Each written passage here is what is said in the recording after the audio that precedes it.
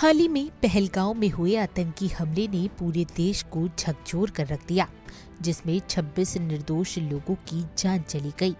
ये घटना न केवल एक दुखद त्रासदी थी, बल्कि ये एक ऐतिहासिक घातक स्थिति की ओर इशारा करती है, जिसे बाबा वेंगा की भविष्यवाणियों से जोड़ा जा सकता है।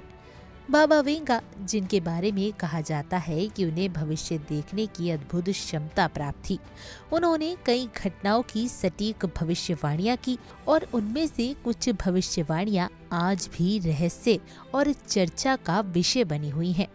बाबा वेंगा ने साल 2025 में यूरोप में एक बड़े संघर्ष की भविष्यवाणी की थी, जो विनाशकारी घटनाओं की श्रृंखला की शुरुआत करेगा।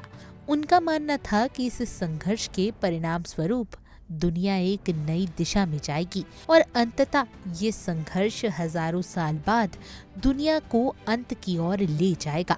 ऐसे में क्या पहलगांव में हुआ यह आतंकी हमला इस भविष्यवाणी का हिस्सा हो सकता है? क्या ये आने वाले वैश्विक संघर्ष का संकेत है, जैसा कि बाबा वेंगा ने भविष्यवाणी की थी? बाबा वेंगा की भविष्यवाणियों की एक और महत्वपूर्ण बात ये थी कि उन्होंने कहा था कि साल 2043 तक यूरोप में मुस्लिम शासन स्थापित होगा।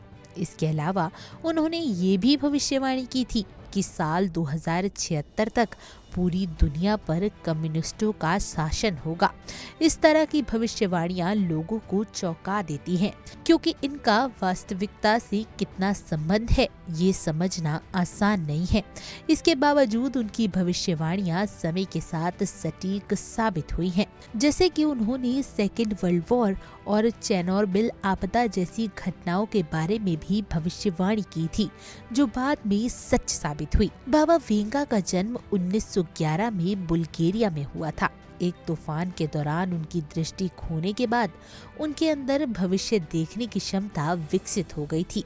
इसके बाद साल 1976 में उनकी मृत्यु हो गई, लेकिन उनकी भविष्यवाणियों ने बाद में भी लोगों को चौंकाया। कहा जाता है कि उन्होंने अपनी मौत के बारे में भी भविष्यवाणी कर दी थी।